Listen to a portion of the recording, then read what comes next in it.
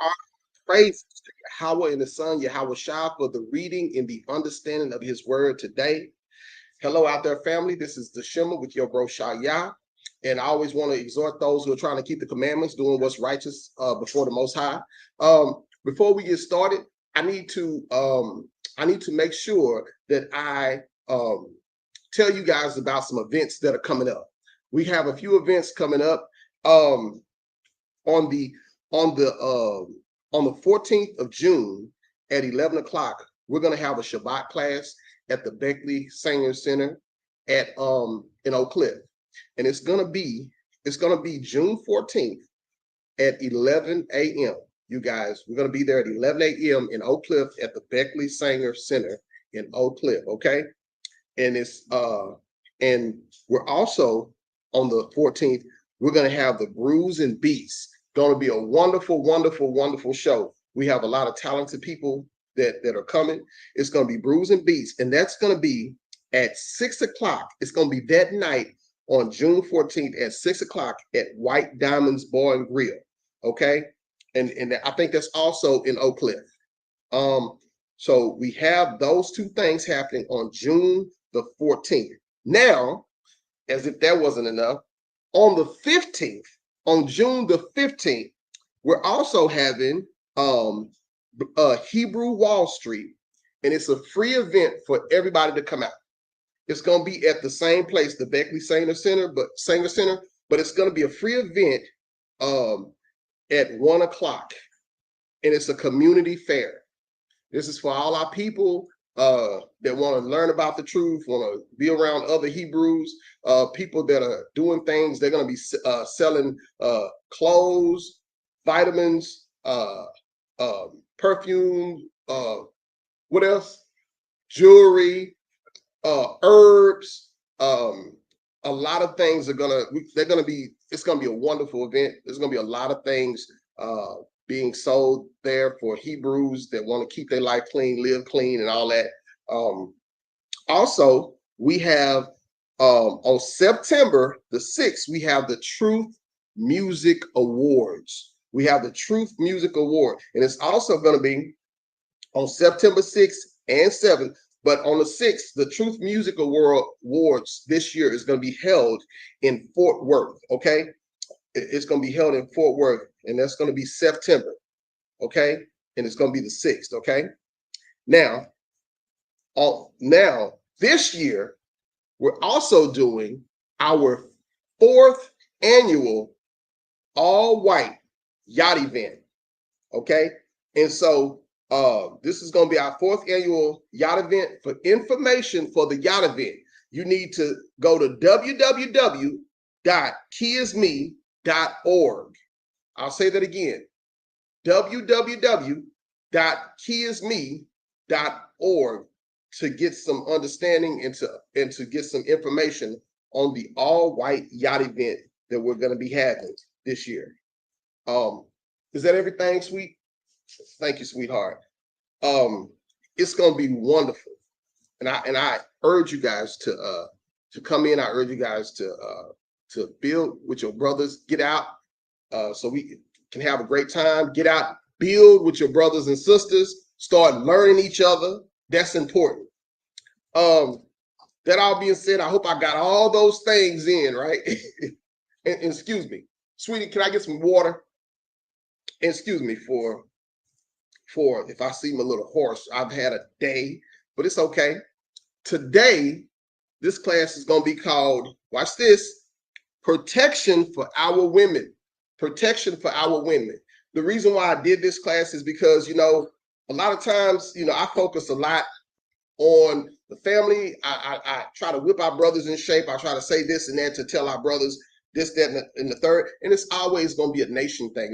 This is always going to be a family thing, right? To build this nation back up. And we have prophets going out to the streets, and we go out to the streets, and we got brothers teaching all types of classes and doing all types of things to build this nation back up. But we can't do that if we don't realize the condition and the state that a lot of our women are in. We have to do something to step up as men, and we have to protect our women. We have to look out for them, be compassionate, be very patient with them. And we have to remember that. So today I want to bring out a class in honor of that, in honor of that right there, you know, to make sure that we're always being,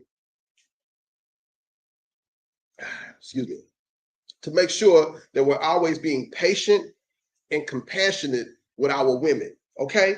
Now, it's very interesting to do a class like this because a lot of times, you know, America tells our women that they're a strong Black woman and they don't need us and they don't need this and that and they try to do things themselves. Because guess what? Our women are very proficient in clerical stuff, um, doing things, filing things, putting on. Our women are very, very skillful.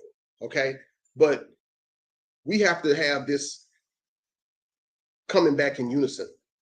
We have to bring it back in unison with the man being the head over the household, right? And the woman coming back to her femininity, coming back and embracing and just owning that feminine energy.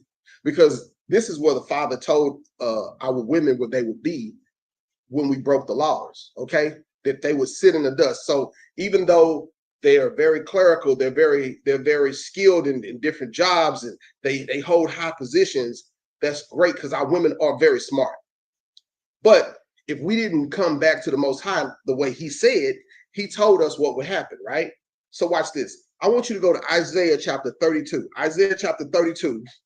And we're just going to get a little bit of understanding about our women and how far they have fallen.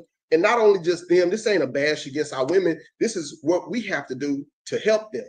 What we have to do as men, as people, not only to help our wives, but to become coverings to the women who don't have husbands, right? In a righteous sense. Because a lot of times brothers become coverings and then brothers want to go into, you know, something provocative with these women who don't have husbands.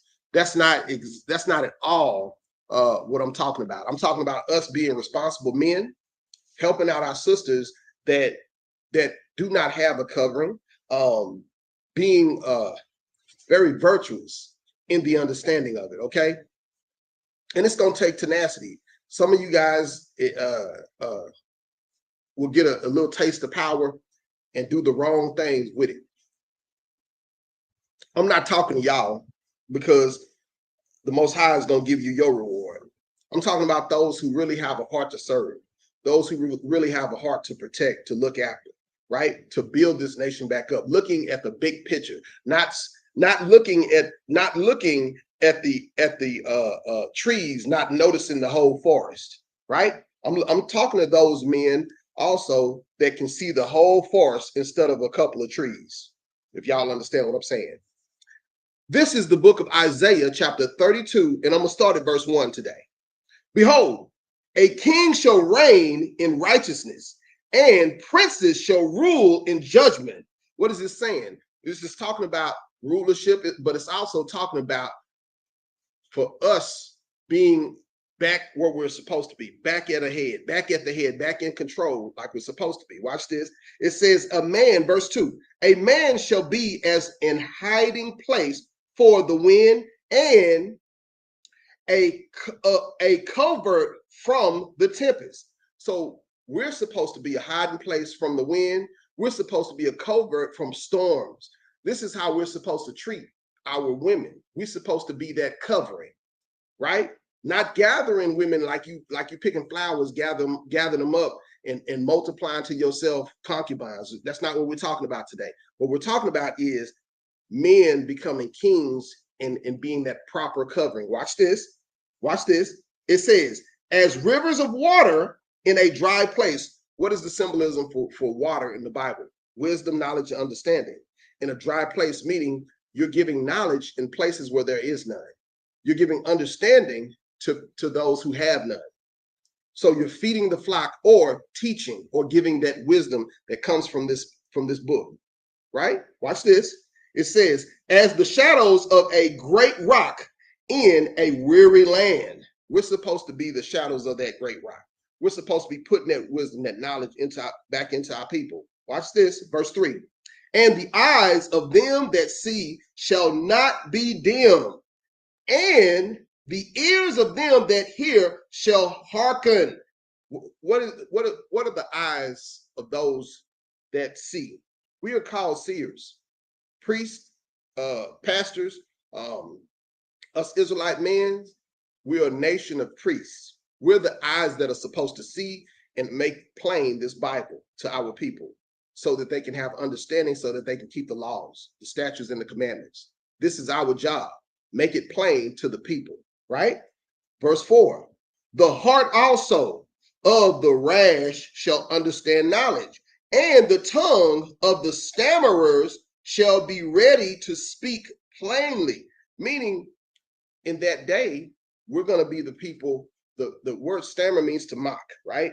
And it says the hearts also that are rash shall understand knowledge, meaning those that are harsh are going to start retaining this knowledge, are going to start to understand. We're in the beginning of the Great Awakening.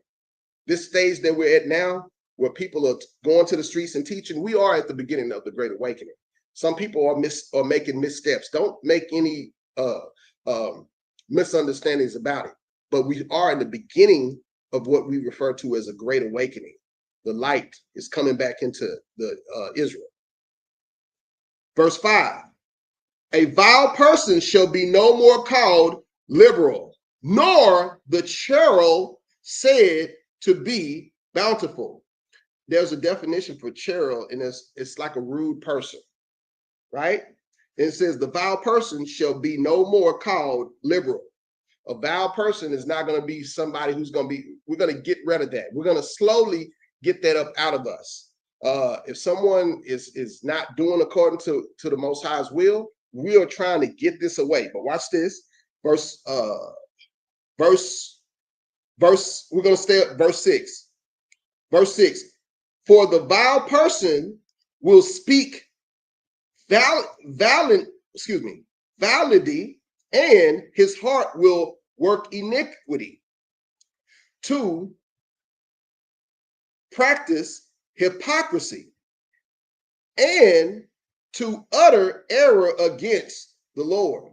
The vile person, someone who doesn't want the law, somebody who's trying to mislead, they're going to speak hypocrisy. You're going to know, there's a scripture in Matthew that says you're going to know a tree by the fruits that it bears, by the works that it gives. So you're going to be able to see, even if you can't see that person who is deceitful clearly at first, something's going to happen to where you can see that vile person or that churlish person, someone who is churlish or foolish or rude, right? Watch this. It says, to make empty the soul of the hungry, and he will cause the drink of the thirsty to fail. What is the drink of the thirsty? Drinking is learning. He's going to cause the learning. If you're a rude or churlish person and you're handling the word with deceit, you will cause people that try to drink from you to fail, because the things that you're teaching will come to naught. The things that you're speaking will come to naught, or you'll be teaching them in a way like we've been taught for so long. We've been taught in a way that is not productive. We're not taught how to keep laws, statutes, and commandments. We're not taught how to be honorable people. Honor is something that we're going to bring back. We're going to bring back the honorable man, Israelite man, and we're going to bring back the honorable Israelite woman as well, right? Because that's the only way we're going to make it. It says, verse 7, it says the instruments also of the churl, remember the churl means that rude person. It says of the churl are evil. He deviseth wicked devices to destroy the poor with lying words. You see that? Even when the needy speaketh right. Meaning the churlish person or a churl person is that rude person. Even when the needy, that's our people who need to hear this word, our people who need to grow in this wisdom. Even when they speak right, someone who's churlish or a churl will mess them up. So you'll know a tree by the fruits that it bears. Watch this. Verse 8. But the liberal deviseth liberal things, and by liberal things shall he stand. What is liberal, right? Freedom, right? Or carefree, right? The liberal is going to devise liberal things, that liberal person, right? Watch this. It's going to come together. Watch this. Verse 9. Right? Rise up, ye women that are at ease. Hear my voice, ye careless daughters. Give ear unto my speech. Stop right there. What is he saying? The Most High is telling us through the Spirit, through Isaiah. He said, "Rise up, ye careless women." Right? Rise up, ye careless women that are at ease. What is that talking about? A lot of our women right now are at ease. What is that ease? They're in sin. They're doing what they want to do. They have no confidence in us anymore as men. A lot of them don't have any confidence to think that we can do our jobs. So I'm not putting all of the blame on any one party, but for us as men, we have to rise. We cannot keep going in the way that we've been going. And especially for you Israelite men out there, for you guys out there that have opportunity to help people's lives, I suggest you do the right thing. Put your loins away, and we have to help these women to start trusting us again. And that's going to take honor for that to happen. Because a lot of times, I've seen a lot of men in our positions take advantage of a situation. And that's wicked, right? Verse 10, excuse me. Many days and years shall ye be troubled, ye careless women. Stop. Many days and years have our women been troubled. For a long time, even before this truth, our women have not been protected. There are more single parent households, baby mothers, baby fathers, situations that are going on today than ever before. This is the most broken down that we've ever been. That's why it's time for us to raise up as men so that we can help our women. Watch this. It says, many days and years shall ye be troubled. That's a prophecy. Ye careless women, ye sinful women, for the vintage shall fail. The gathering shall not come. What is the vintage? The things that they know, the way that they know how to do things. My mama taught me this. The vintage. I learned this from my grandma. The way she did things, this is the way we've always done things. So we're going to continue to do those things the same way. The vintage shall fail. Big Mama was wrong. Mama was wrong. When the enlightenment hits the earth like it's doing now, a lot of our women are going to realize that the way that they were raised was incorrect. And once they realize that, they have to come into contact with an Israelite man. And I'm not talking about getting married. Everybody wants somebody. I'm talking about men coming back with honor and teaching the word, right? And doing the right thing for our sisters, for the sake of doing the right thing, not for self-gain, not for any self-gain. Watch this. Verse 11. Tremble, ye women that are at ease. Be troubled, ye careless ones. Strip you, make you bare, and gird sackcloth upon your loins. Stop. We can't go any further without breaking this down. He said, it says, tremble, ye women that are at ease. Meaning, tremble, you need to be afraid, you women that are in sin, that are not doing the things needful for your salvation. And it says, be troubled. You need to realize that you're in trouble. You need to realize your situation, how it is now. It says, ye careless ones. A lot of our women are careless. A lot of our women are shameless. This is a future prophecy showing how our women would be in today's times, what state that they're going to come out of, right? And we know that everybody's not going to come out of the state. We know that some of our people, somebody got to be part of the two-thirds. That's men and women, you know. But there are women, and men that are going to wake up, that are going to see what's righteous.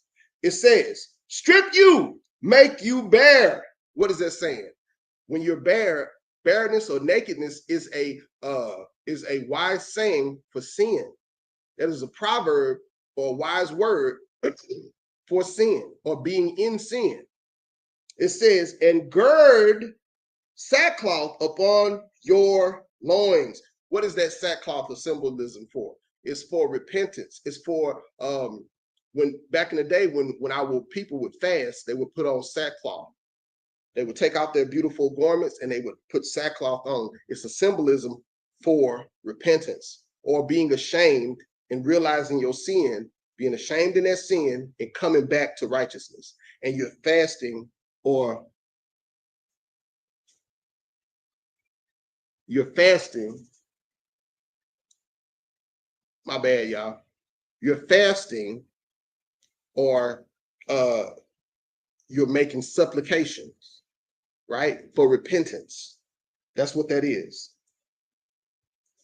It says, verse 12, they shall lament for the teats, for the teats, for the pleasant fields, for the fruitful vine. The teats is the breast. It says for the pleasant fields, for the way things used to be, for the way things need to be, the righteousness. And it says for the fruitful vine. What does Yahweh say? He said, I'm the true vine. The vine, the fruitful vine, or getting that wisdom and knowledge to come back.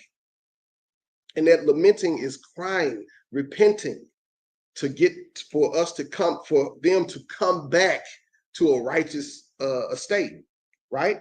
And I want y'all to know something.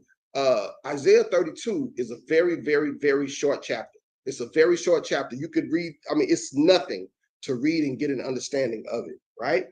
It says, verse 13, upon the land of my people shall come up thorns and briars, yea, upon all the houses of joy in the joyous city. He said, upon the land of my people shall come up thorns and briars. What are thorns and briars? Thorns and briars are situations, setbacks, and stumbling blocks. Thorns and briars, things happening, obstacles in our way, sins, things that we may be. Some of our people was addicted to money, addicted to drugs, addicted to things of the world. Hard to give up things, hard things to let go of concerning the world that you need to let go of because of us getting closer to the Most High. Fighting against your flesh. These are thorns and briars that's gonna come up that we have to fight, that they're gonna have to fight. A thorn and briar for a woman might be the simple fact she needs to wear a dress. I ain't finna wear no dress. Simple fact she needs to cover her head when the scriptures are being read. I ain't covering my head. The simple fact she needs to let a man be the head of the household. No. You know, those are going to be thorns and briars. Those are going to be stumbling blocks for some people. And because of such things, everybody ain't going to make it because people are going to want to do it their way. A lot of us are going to have pride in our way, stopping us from that salvation or stopping us from the Most High blessing us. You know, I'll read it again.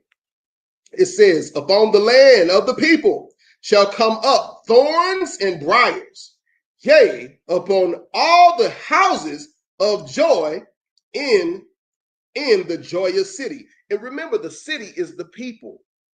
The city is the people. Verse 14, because the palaces shall be forsaken. What is that? Us, the people, are going to be forsaken. This is what the Most High told us in Hosea chapter 5 and verse 15. I will go to my place and return. You're going to read that. Hold on one second. He said, the palaces shall be forsaken. The multitude of the cities shall be lifted. The forts and towers shall be for dens forever. A joy of wild asses and pasture of flocks. Wild people that don't know who they are, don't know they're Israelites. We're trying to convince our sisters who they are on the streets. And this is a whole pasture of beasts, wild beasts. People living in a wild beast is another proverb for, or euphemism, dark saying for just somebody living without the law. They're gonna be like wild beasts. Our women are. And to get a precept, I'm gonna finish this, and we're gonna get a little precept. Matter of fact, we're gonna go there real quick. Go to Hosea chapter 5 and verse 14, real quick, so we can get an understanding. Because he said he's gonna be gone. What is he gonna be gone? Why is he gonna be gone? Because we're gonna be in a state of not knowing who we are. This is why. Hosea 5 and 15, he says, I will go and return to my place till they acknowledge their offense and seek my face. In their affliction, they will seek me early. Most High has went on and he has returned to his place. Now we're waking up, realizing that we have sinned, we messed up, we Israelites, and we got to come back to the law, statutes, and commandments. And we waking up realizing that. And a lot of people can't see that they have been afflicted, that they have been punished. Now, when you wake up, you're like, whoa, look at this state that my people are in. We are being punished. We are being afflicted. And some people think that the state that we're in now, some people think, what's better than this? What's better than this? Is we're doing good. I mean, it is bad sometimes. I mean, the cops do shoot us sometimes, but we good. You know, people, we struggling to get by, but we good. We making it. No, this situation we're in is affliction. We are being afflicted. And when you realize that the whole world belongs to the Israelites, right? When you realize the Most High made the world for our sakes, as it says in 2nd Esdras chapter 6 and verse 55, 56, and 57, that the world was made for our sakes, you do see that we're in a low state, right? Go back to Isaiah chapter 32, and we're going to read verse 15. 32, Isaiah chapter 32 and verse 15.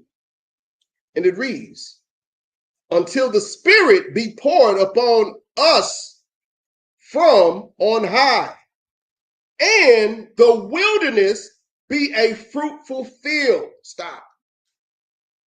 He said, until the Spirit be poured. Baby, come check this door. Until the Spirit be poured upon us from on high. Where is that gonna be poured from? The Most High is gonna put knowledge back into the earth. And that Spirit is getting poured on us now. That Spirit is getting poured on us right now to where we're beginning to wake up. Because he says one day that is going to happen. This is a prophecy. I'm going to start at 15 again. It says, until the Spirit be poured upon us from on high, and the wilderness be a fruitful field, and the fruitful field be counted for a forest. For what kind of forest? That fruitful field going to be counted again as a nation of people coming back to serve the Father. That fruitful field is people doing the work, coming back, repenting, right? Acknowledging they sin. We coming back. We're going to come back. Verse 16. Then judgment shall dwell in the wilderness, in the wilderness, and righteousness remain in the fruitful field. So judgment's going to come out. Righteousness is about to come out once we get back to that righteous state, once we repent and move forward.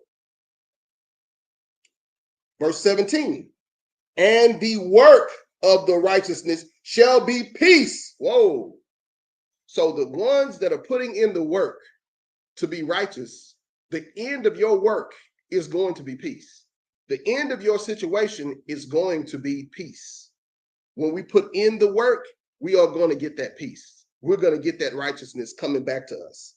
And it says, and the effect of righteousness quietness. Whoa.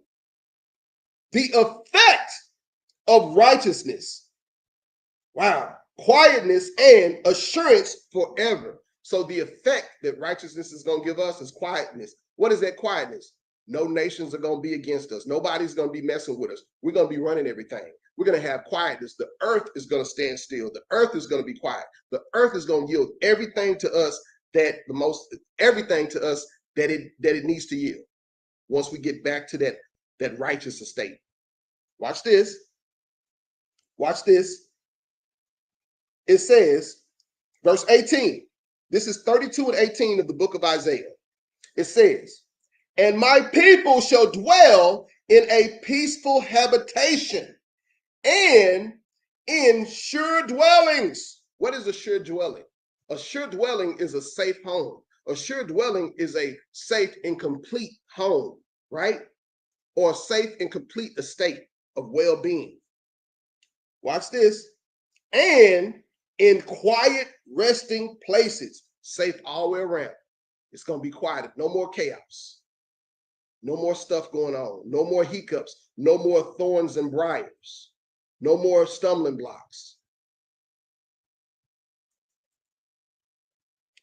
And it says, verse 19, when it shall hail, coming down on the forest, and the city shall be low in a low place.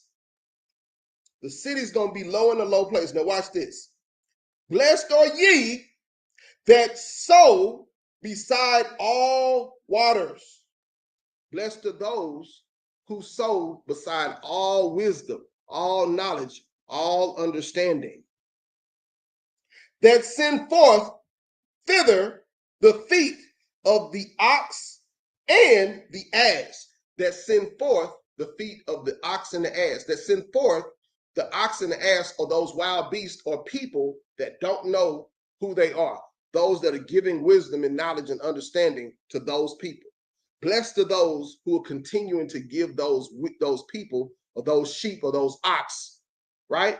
Or those asses, wisdom, knowledge, and understanding. That's what our people need. That's what we're trying to get to. That tranquil state. Excuse me, y'all.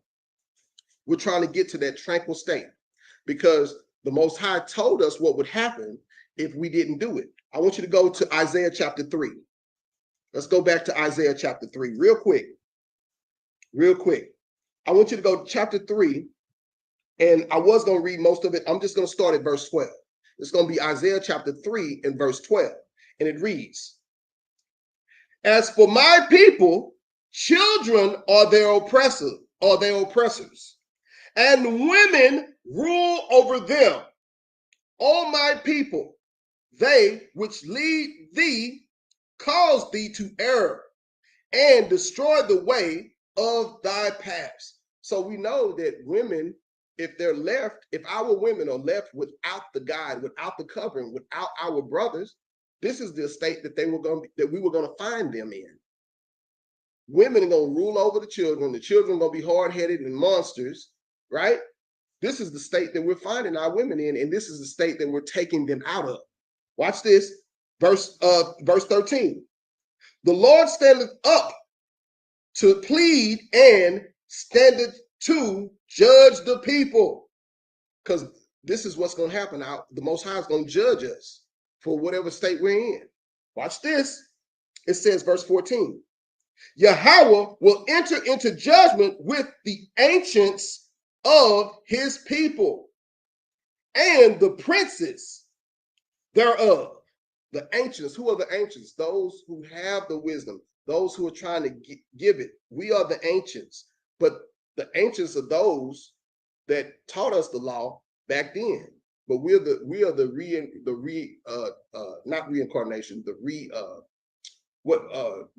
re-embodiment of those prophets coming back onto the earth. Right? Verse 14. It says, Yahweh will enter into judgment with the ancients of his people and the princes thereof, for ye have eaten up the vineyard. The spoil of the poor is in your house. Who is spoiled? Our women are spoiled. The word spoiled means destroyed, right? Destroyed. Verse 15. What mean ye that ye beat my people to pieces and gird the faces of the poor, saith Yahweh, thy power of hosts. So this is how our women are beaten. Now he's going to explain how they're beaten. Now he's going to explain the lower state of our women. Watch this. Verse 15. No, excuse me. Verse 16. I apologize. Verse 16. Moreover, Yahweh saith, because the daughters of Zion are haughty and walk with stretched forth necks and wanton eyes, walking and mincing as they go, and making a tinkling with their feet. Because our women are, they think they know it, all those who are without the law. And a lot of times, you know, that mouth on our women, it's something. That mouth can mess you up. Men, we got brawn and we got strength and we got muscle. They can't overpower us physically, but they can talk and say things that can hurt us. Woo! But it says, because the women have stretched forth necks and they walk in mincing as they go. Watch this. And it says, a tinkling with their feet. Verse 17. Therefore, Yahweh will smite with a scab the crown of the head of the daughters of Zion, and Yahweh will discover their secret parts. What is that? He's gonna smite. They're gonna have issues with their hair. A lot of women have issues. It says he's gonna smite. He's gonna smite the scab on a crown of their head in the daughters of Zion, and will discover their secret parts. Now watch what he does with their secret parts. Verse 18. In that day, Yahweh will take away the bravery of their tinkling ornaments about their necks, about their feet, and their clothes, and the round tires and the moon. They're not going to be shapely and beautiful like they were. You're going to see they're going to be dressed out of order like they are today. You're going to see some muffin top. You're going to see all kinds. You can go anywhere and see that. This what he's talking about here.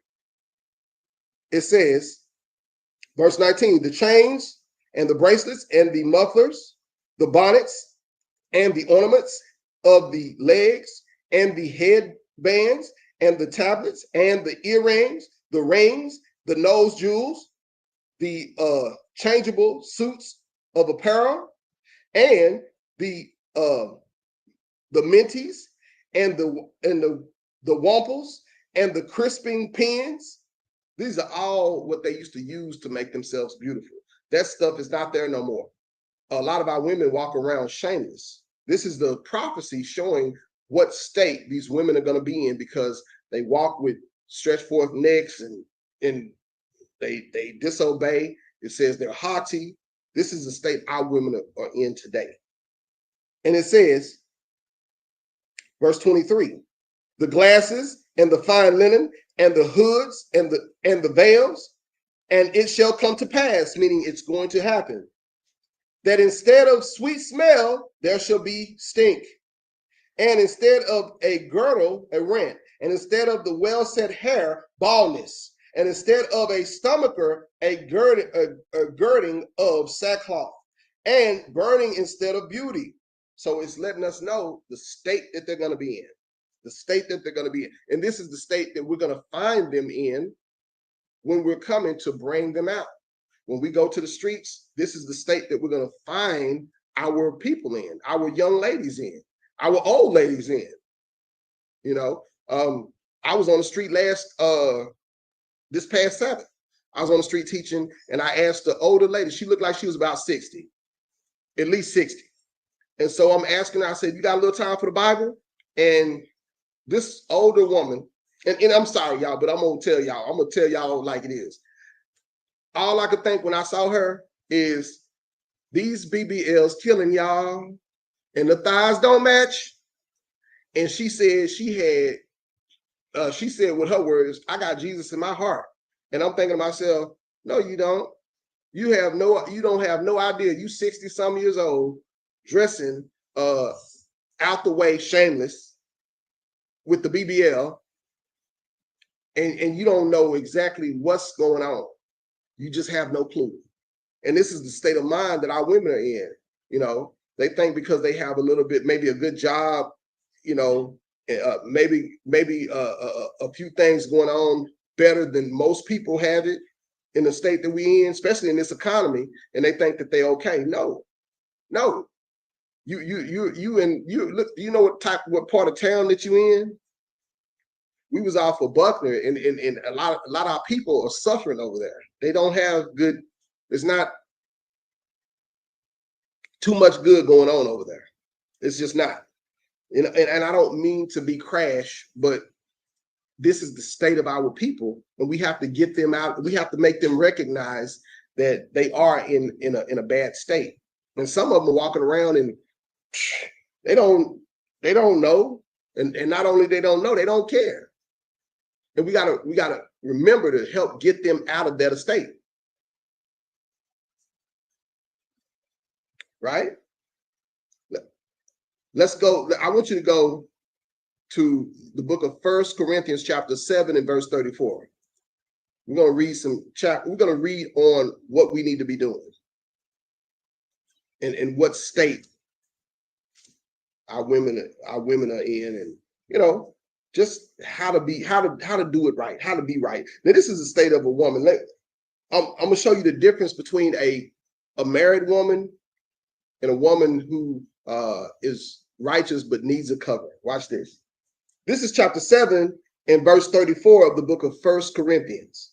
And it reads, there is difference between a wife and a virgin. And when it says virgin, it just means unmarried woman here. And it says, an unmarried woman careth for the things of the Most High, that she may be holy both in body and in spirit. So if a woman is unmarried, this is the state that our women are supposed to be in. If she's unmarried, she need to care for the things of the Most High, how she may please the Most High, giving herself to prayer, fasting. And I know to a lot of women, that's boring. Well, listen, it's only boring if you don't understand your purpose in life, right? Because a lot of us can't understand going from person, too busy going from person to person to person, and you'll never find the right person for you because you can't stop or discipline yourself or control yourself not to do what you're not supposed to. We'll say it like that. Now I'm gonna give you the understanding of what a woman without a husband, how she's supposed to be. This is how she's supposed to be. We're gonna start at 34 again. It says, there is difference also between a wife and a virgin. The unmarried woman careth for the things of Yahweh, that she may be holy, both in body and in spirit. So that's a woman who ain't being promiscuous, right?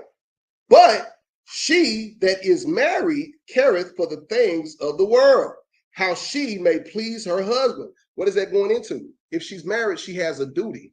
Also, to when it says the things of the world, it's going into her marriage and the things she needs to accomplish with her husband. Her priorities are not hers anymore. If she's married, her priorities are to be a helpmeet to her husband. That's what that's going into. Verse 35. And this I speak for your own benefit, not that I may cast a snare upon you, but for that which is comely, meaning good, and that ye may attend upon Yahweh without distraction. He's saying if a woman is unmarried, she needs to care for the things of the Most High. She needs to seek out a place that she could be safe, looking for somebody not to try to take advantage, but somebody to try to help her, right? Don't look for rub and do wrong. Don't even look for no wicked ass Israelite man who's trying to multiply to himself concubine. So we're looking for people with a sincere heart. You're looking for somebody who really wants to help for the sake of helping, not for their own benefit. And I will say that can be hard for some of us people that are trying to find the right communities to be in. That can be very difficult. We're not going to play the games today because we know that can be difficult. We know how people are, right? Verse 36, it says, but if any man think he believeth himself uncomely towards his virgin, if she pass the flower of her age, meaning she's past 60 years old, and need so require, let him do let him do what he will. He sinneth not. Let them marry. Meaning, even if a woman is past the age of childbearing and she's an older woman and she wants to get married, let her marry. Get married if you find someone to marry. So just because you're older, doesn't mean that it's over for you. Some women will get married again. Some of y'all will. We just want to make sure that it's in righteousness. We just want to make sure that it's not unrighteous, trying to get married again and doing it the wrong way and trying to, take your time. Take your time. I'm going to show you what a Proverb 31 woman is supposed to do. This is the duties that they're supposed to do. We're putting down the old ways. She's putting down how she used to be, right? She's trying to be that good woman. Watch this. Go to Proverbs chapter 31 and verse 16. And sometimes we got to read these things just to get an understanding on how we need to be. Proverbs chapter 31 and verse 16. It says, she considereth a field and buyeth it with the fruit of her hands. She planteth a vineyard, meaning she's working hard. She considers a field and she buys it. She's helping. This is a woman who's helping her husband. Watch this. It shows you. She girdeth her loins with strength and strengtheneth her arms. This is a hard-working woman. This is not somebody who's sitting around doing nothing. This is a proverb. A lot of people like to say, a lot of women like to say Proverb 31 woman, but a Proverb 31 woman is a woman that's going to be tired because she's going to be working. She's going to be doing her due diligence, right? And it says, verse 18, she perceiveth that her merchandise is good, meaning the works that she put forth are good works or hard works, or she's very skillful in what she does, and whatever she puts out there, be it sewing, clothes, whatever it is, administrative, it's a good work, it's productive work. And it says, she perceiveth her merchandise is good. Her candle goeth not out by night, meaning she's not even stopped working at night. She's still doing things after the sun goes down. Verse 19, she laid her hands to the spindle, and her hands hold the distaff, meaning she working, she getting it in. This is somebody who is very productive, getting it in. We like to wear titles of a good woman, or even a good man, or even a productive man, but it takes work to be these people. And this is just an example in Proverbs 31 showing you these attributes, what type of person a Proverbs 31 woman is. That's all, right? So we have to look at these things, right? I want you to jump over to Proverbs chapter 14 and verse 1. Jump over to 14 and verse 1 in the book of Proverbs. It says, every wise woman buildeth her house, but the foolish plucketh it down with her hands. If you're a wise woman, you're going to build your house up. But if you're foolish, you're going to pluck it out. You're going to mess up things in the house. You're going to argue with your husband. There are some of us, some of our women have had good mans, but they have ran them off with their mouth, right? Or ran them off with just doing the wrong things, right? And I know that men have, sisters, we know that men, we mess up too. We do things too. But right now we're talking about y'all, Verse 2, it says, he that walketh, this is chapter 14 and verse 2 of the book of Proverbs. It says, he that walketh in his uprightness feareth Yahweh, but he that is perverse in his ways despiseth him. When you're walking upright, when you're keeping the Most High law, statutes, and commandments, it shows that you fear the Father, right? But if you're perverse or if you're foolish in your ways, you'll despise righteous ways. There'll be an issue for you. You'll always have something to say. There'll always be something going on. Everything will be going perfect, but when it's righteous or too right, it'll be an issue for you, right? I got one more for you guys. I want you to go to Sirach chapter 26 and verse 1. Let me show you how we're supposed to be, how this symbiotic relationship between men and women is supposed to work, right? We're going to show you a good relationship and how that good relationship is supposed to work.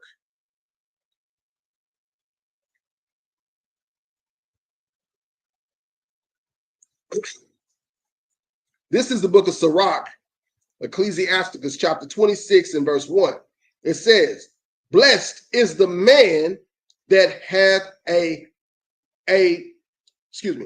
blessed is the man that has a virtuous wife, right? So this is a man with a good wife in his house, right? It says, for the number of his days shall be double, meaning that stress is a number one killer. A man with a virtuous wife will be able to live longer. Why? Less stress. Because she's virtuous. She's looking out for him. She's not pushing too much stress on him. Verse 2, a virtuous woman rejoiceth her husband. Stop. A virtuous woman rejoiceth. Why? What are ways that you can, as a woman, rejoice your husband? Just make his day pleasant. Try not to nag him all the time. Try not to be very combative. I'm very thankful. My wife did a spa day for me today. That was one of the best things ever. We sat in jacuzzi. She was very attentive to me. We was sitting in different jacuzzis, and she was asking me, "You okay? You want to go here? You good?" And it really helped me. It was very relaxing. It just meant a lot. It meant the world. But she's somebody who's attentive. I'm very proud of her. She's somebody who could teach our sisters and our young ladies how to be good Proverb 31 women. In the household is very tranquil. We don't have issues like that. She tries to not be nagging. She tries to help. She tries to figure out if there's a problem. She looks for the solution rather than pointing the finger, right? You know, and not to say like everybody, listen, everybody is a work in progress. Okay. I don't want to make it seem like I'm just got the perfect life. No, we're all a work in progress, and we're all trying our best to I'm trying to be the best husband I could be to her, and she's trying to be the best wife she could be to me, and doing a wonderful job at it. Baby, you're doing a good job. You're doing a wonderful job, baby. Verse 3. This is chapter 26, verse 3 of the book of Sirach. It says, a good wife is a good portion, which shall be given to the portion of them that fear Yahweh. When you fear the Most High and you really trying to serve him in sincerity, you men, you will receive a good wife. If you having issues with your wife right now, it doesn't mean it will stay like that. She can turn into a Proverb 31 woman. Everybody's situation don't start out great. Sometimes it start out real rocky, and you go through some ups and downs and some struggles. And guess what? At the end of the day, if you hang in there with your woman, at the end of the day, both of y'all get the victory. But sometimes it don't start so great. It don't start so wonderful. But guess what? At the end of the day, you can still get the victory. You and her. Right? I'm going to read verse 3 again. It says, a good wife is a good portion, which shall be given in the portion of them that fear Yahweh.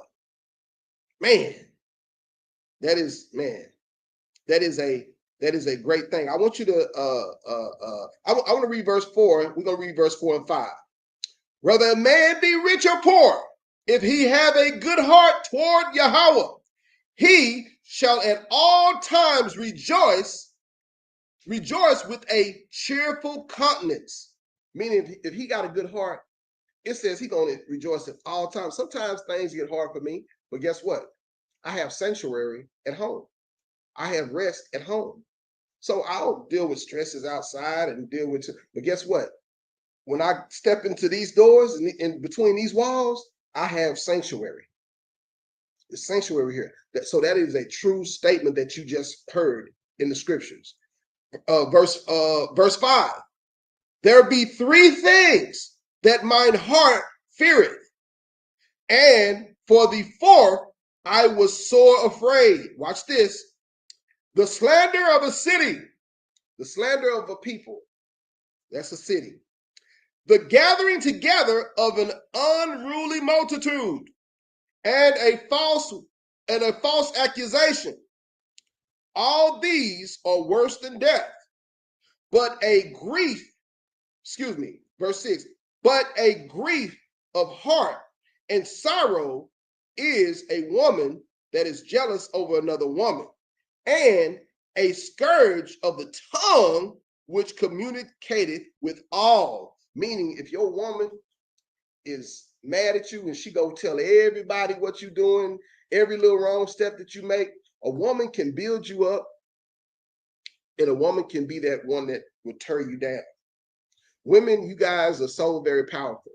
Y'all need to understand this. There is life and there is death in your tongues. Y'all can build a man up if y'all put y'all mind to it. But if y'all are upset or when things ain't going your way, man, woo, y'all can tear them down. Y'all can tear us down. Y'all can make things very, very difficult for us if you will it. So you have to remember, for you women who have husbands and y'all are working on y'all's relationship, there are a lot of men who just go to work and come home. They're not very skillful with their words. They don't really, they're mostly boring, but they're good guys. They're good people, right? Women, the most dangerous thing for a lot of women is boredom, right? When they bored, they could look at their relationship as something hopeless because they're not getting any excitement, But I will urge you women to use your words to give life. Don't use your words for death. You always use your words for life. And I think a lot of times when we're upset and we're talking out of the side of our head or out the side of our neck, we say things that we probably don't mean, but that's something that we should never do.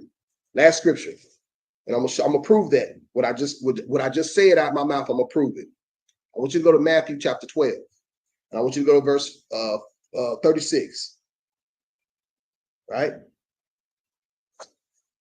As a matter of fact, we're gonna start at verse 35 today. Chapter 12 and verse 35 of the book of Matthew. Chapter 12 and verse 35 of the book of Matthew. I want y'all to hear this. It says, this is the book of Matthew, chapter 12 and verse 35. A good man out of the good treasure of the heart bringeth forth good things. So somebody that's good, out of the good treasure of the heart, of the mind, you're going to bring forth good things. Now watch this. And an evil man out of the evil treasure bringeth forth evil things. Meaning, the things you can say good, you can say evil. You can speak life into somebody, you can speak death into somebody. Watch this. Verse 36. But I say unto you, that every idle word that men shall speak, they shall give account thereof in the day of judgment. So every word that men, when it says men, it's talking about mankind, men or women. Anything we say, we're going to give account in the day of judgment. Watch this, verse 37. For by thy words thou shalt be justified, and by thy words thou shalt be condemned. Anything we say, we have to watch on how we speak. to one another. We got to watch on what we do because, and I used to be, listen, I'm not talking this as if I've never talked reckless in my life. I've been that same person as a man. I've talked reckless, but when you understand that you have life and death in the power of your mouth, you watch how you speak. Our women that have husbands, speak life into it. Our women that have children, you could be single and have a child, a young boy, right? Or even a young girl, but a young boy. We can't beat these children up with these words. You have to watch how you speak, what you say. Words are very important. I think more now that I'm older, now that being 50 years old, now that I'm older, and you'll notice me, I'll think more before I let something come out my mouth. I try to speak the right words. So if I don't have nothing good to say, I won't say too much at all. And I try to speak life rather than death into my people. That's all I got today. I hope you guys got some good precepts. I hope you guys got a pretty good understanding of where we were coming from. I want you guys to remember that above all, we have to protect we have to look after ourselves and keep these commandments, and we have to protect these women. And it's my hope and my desire that Israel, that they might be saved. Shalom. Shalom, family.